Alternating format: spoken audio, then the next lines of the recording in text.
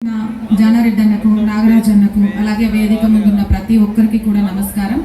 పిల్లలందరూ గట్టిగా భారత్ మాతాకి, భారత్ మాతాకి, భారత్ మాతాకి, వందే మాతరం,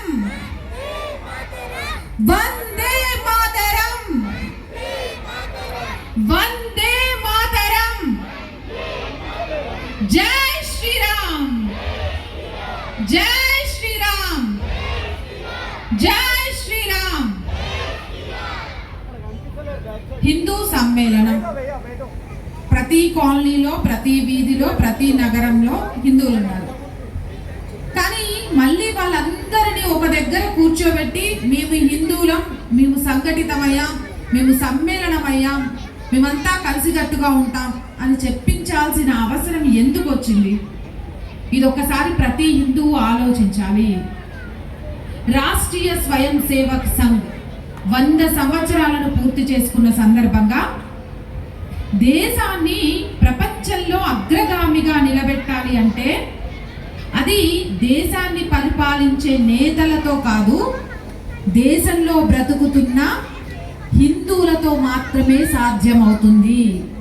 కాబట్టి అలాంటి హిందువులను సంఘటితం చేయగలిగితే ఖచ్చితంగా భారతదేశం ప్రపంచ దేశాలలోనే విశ్వగురువుగా విరాజిల్లుతుంది.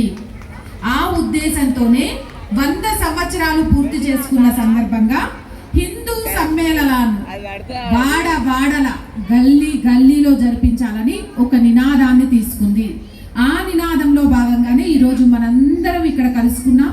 మనందరం ఇక్కడ కలవడానికి అవకాశం ఇచ్చిన రాష్ట్రీయ స్వయం సేవక్ సంఘ్కి మనందరం రుణపడి ఉండాలి. లేకపోతే ఎవరింట్లో వాళ్ళం, ఎవరి సీరియల్స్, ఎవరి సమస్యలు, ఎవరి ఇండ్లు, ఎవరి గోల వాళ్ళే తప్ప అసలు మన కాలనీలో ఎన్ని హిందూ కుటుంబాలు ఉన్నాయనేది కూడా మనకు తెలియదు. కాబట్టి ఈరోజు ఈ అవకాశాన్ని సద్వినియోగం చేసుకొని అసలు సంఘ్ ఏం చెప్పాలనుకుంటుంది, వాటిని పాటించడం వల్ల మనకొచ్చే లాభం ఏంటి, సమాజానికి వచ్చే లాభం ఏంటి, దేశానికి వచ్చే లాభం ఏంటి అనేది తెలుసుకుందాం.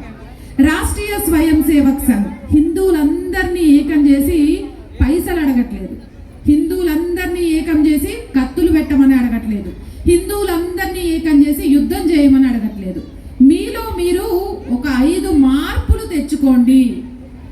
ప్రతి ఇంట్లో ఈ 5 మార్పులు చేయండి. అవి మాత్రమే మీరు రాష్ట్రీయ స్వయం సేవక్ సంఘ్కి ఇవ్వాల్సింది అని చెప్తోంది. మరి ఆ మార్పులు ఏంటి, ఆ పంచ పరివర్తన ఏంటి అనేది ఈరోజు నేను తెలియజేస్తా. మొదటగా దేశం బాగుండాలంటే దేశంలోని ప్రజలందరూ కూడా ఆరోగ్యవంతంగా ఉండాలి. అవునా కదా? సంపద గొప్పదా, ఆరోగ్యం గొప్పదా? ఏది గొప్పది? ఆరోగ్యమే గొప్పది కదా. మరి ఆరోగ్యాన్ని కాపాడుకోవాలి, దేశం బాగుండాలి అంటే మొదటిది. మరి ఆరోగ్యం ఎట్లా బాగుంటుంది? మనందరం పరిశుభ్రంగా ఉంటే ఆరోగ్యం బాగుంటుంది. మన చుట్టూ ఉండే పరిసరాలు శుభ్రంగా ఉంటే ఆరోగ్యం బాగుంటుంది. మన చుట్టూ చెట్లను పెంచితే మన ఆరోగ్యం బాగుంటుంది. మన ఆరోగ్యానికి కీడు చేసే వస్తువులను మనం వాడకుండా ఉంటే మన ఆరోగ్యం బాగుంటుంది. మన ఆరోగ్యం బాగుంటే ఈ దేశం బాగుంటుంది. దానికోసం మొట్టమొదటగా పర్యావరణ పరిరక్షణ. మీ అందరికీ తెలిసిందే, చిన్నప్పటి స్కూల్ నుంచి మనకు నేర్పిస్తూనే ఉంటారు, ప్లాస్టిక్ ని వాడొద్దు, ప్లాస్టిక్ మనకు శత్రువు, ప్లాస్టిక్ మనకు భూతం, ప్లాస్టిక్ మనకు దయ్యం అని.